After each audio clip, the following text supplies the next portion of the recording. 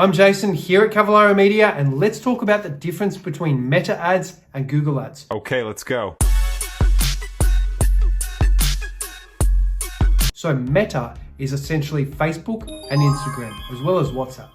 When we advertise on Meta, the way people find us is when they are scrolling, when they're on social media, as opposed to Google, when they're actually searching on Google or looking up a business in the maps, or when they're in their Gmail. If you're running a Performance Max campaign, it could appear there.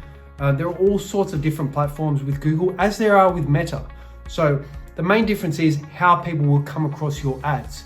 So Google, they're actively searching, or it could be, as I said, in their inbox, whereas Meta, they're usually scrolling. Like, there are things in common. So retargeting, you can retarget both on Meta and on Google. And you can do that in a number of ways. Like you can upload your current customer database and retarget those people. And the audiences have similar names as well. So a lookalike audience on Meta, which is the people who most resemble the characteristics of the people who are in your custom audience. So a lookalike audience on Meta is the same thing as a similar audience on Google. So there are some similarities, and Meta and Google like to have the same principles and the same concepts, but call them different names. So if you're familiar with advertising across both platforms, then you're likely to know the different names for each thing. Now, the other difference is the way you set things up. So conversion tracking is obviously a lot more involved with Google. What we do is we use Google Analytics to actually look at the behavior on the page that we're sending people to. So that could be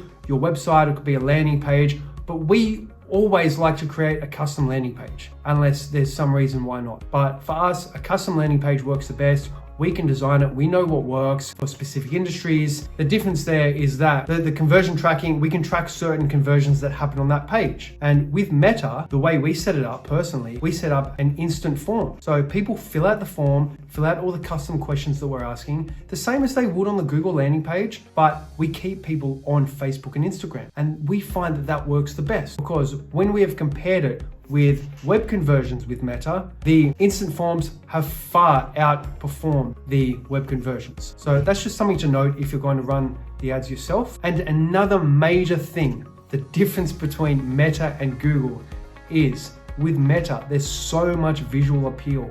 Image ads, video ads, carousel ads. Like, you have to capture those people's attention when they are scrolling, whether they're scrolling on the feed, whether they're flicking through their friends or family's reels and stories, whether they're in Marketplace and you're trying to appear in front of them there, which I personally don't find any benefit in advertising on Marketplace, because I see a lot of advertisers on Marketplace, and you're looking for stuff to buy. There's a very low likelihood of converting on Marketplace. But that aside, what you got to do is have very strong visuals, very good graphic design, very good video editing, as opposed to Google. So with Google, especially with search, it's very important to have text ads that are going to get that click. And then once you get the click, you've got to convert them with the landing page. 90% of Google ads is about the landing page. Like, don't listen to what people tell you that you can set it up yourself. You can watch this video, you can watch other videos that we've made and learn how to set it up yourself.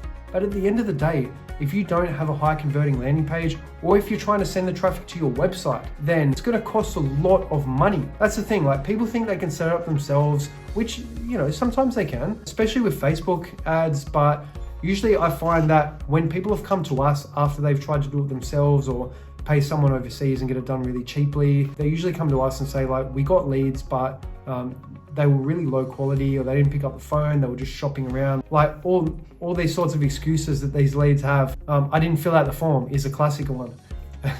They say they get a lot of that. It's important to get qualified leads on Facebook. So that's why we structure the lead forms in a certain way to get people to fill out all the custom information that you need in order to quote those people. Whether it's like window coverings, for instance, are you after blind shades or shutters? That's one question. How many windows are you looking to get done? How soon would you like the job done? That one can be for any industry. If it's for garage doors, like, are you after a roller door, sectional garage door, or up and over, or a side hinged? Like, that's one question for garage doors. You can see that the way we do it is we put a lot of detail into it, a lot of thought, and think like, which details do you actually need to collect in order to properly qualify that lead and say that that was a pre-qualified lead? Because if you're just collecting their name, number, and email, which a lot of people do, especially when they're doing it themselves or get someone cheaply to do it, then all of that information can be pre-filled, and that's going to be absolutely pointless if people are accidentally pre-filling the information. And same on Google, like we want to collect as much custom information as possible, and then we'll know that if someone has come from Google search, they've clicked on your ad, they've gone to your page,